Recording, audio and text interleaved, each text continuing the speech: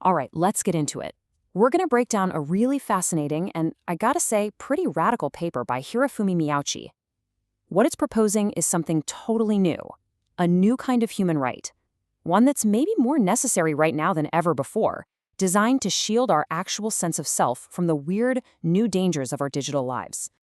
So, the whole thing really kicks off with this one question, a question that feels like it's pulled right from today's headlines. We all know that words online can hurt, right? But can they cause a wound so deep that it's basically a physical injury? Can words literally break someone? And this is where it gets really dark, because this is the reality the paper is facing head on. We're not just talking about hurt feelings. We're talking about something the author calls digital lynching. You know, that relentless online pile-on that can totally unravel a person's life, sometimes with the absolute worst outcome. It makes you wonder, right? Are the laws we have now even built to deal with this? To really get where this new idea is coming from, we kind of have to take a step back and see how our whole idea of rights has changed over the years. See, our laws have always been playing catch up with technology. Way back when, we were just protecting physical stuff, our bodies, our land. Then, bam, the camera gets invented, and all of a sudden we realize we need a right to privacy. Then came personality rights to protect things you can't even touch, like your reputation. You see the pattern here? As the world gets more complicated, our rights have to expand, from the physical to the invisible. And that path leads us directly to the big idea in this paper, a right that digs even deeper than privacy or dignity. Okay, so the core concept is called ontological integrity. I know, it's a mouthful, but stick with me. It's basically about the thing that lets you feel like you are the same person today that you were yesterday.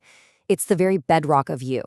It's the stable ground you stand on before you can even have a personality or an identity to show the world.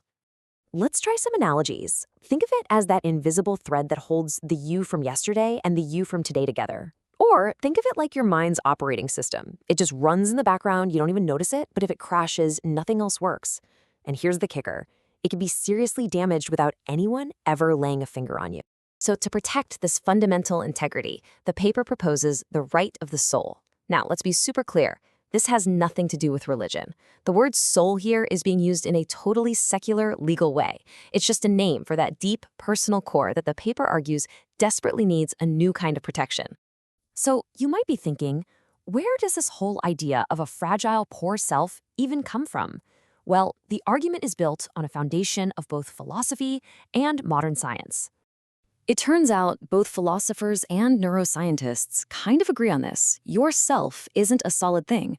It's a process. It's more like a flame that needs to be constantly fed to keep burning. It's this ongoing act of pulling together your past, your present, and your future, all happening within your brain and your body. And if you disrupt that process, the flame can go out. And to make this idea really concrete, the paper focuses on something we all do every single second: breathing. Now, why breathing? Because it's this unique thing, right? It's totally essential, it happens automatically, but we can also take control of it. It's the physical link between your conscious and unconscious worlds. So an attack on that basic rhythm is like an attack on the very foundation of our being.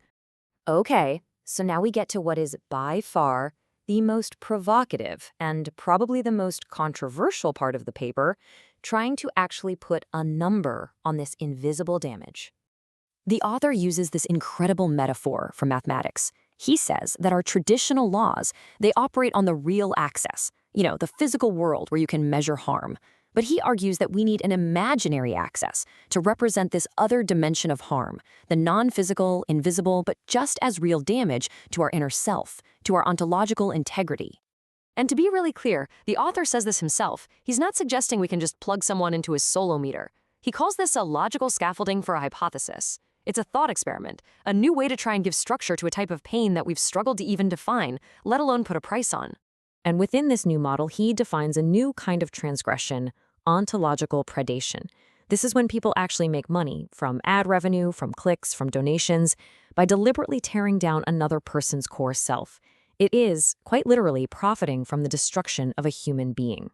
So what happens when you actually run the numbers through this hypothetical model? Well, in a case of digital lynching that ends in suicide, the paper calculates the total ontological damage, And the number it comes up with is $6.5 million.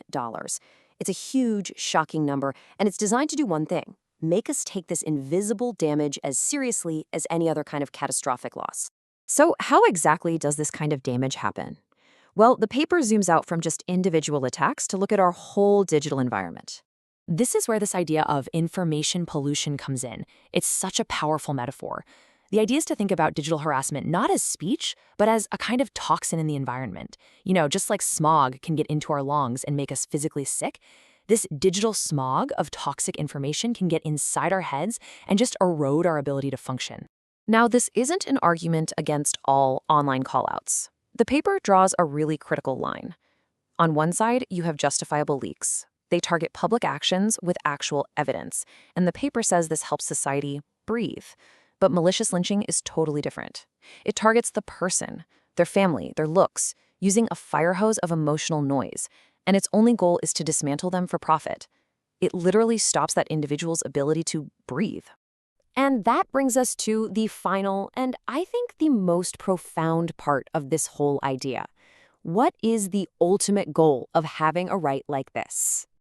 What would the right of the soul actually protect? Well, it boils down to three key things. First, the freedom of our most basic rhythm, our breath. Second, the right to keep our own psychological boundaries safe from invasion. And third, something the author beautifully calls the silence of becoming.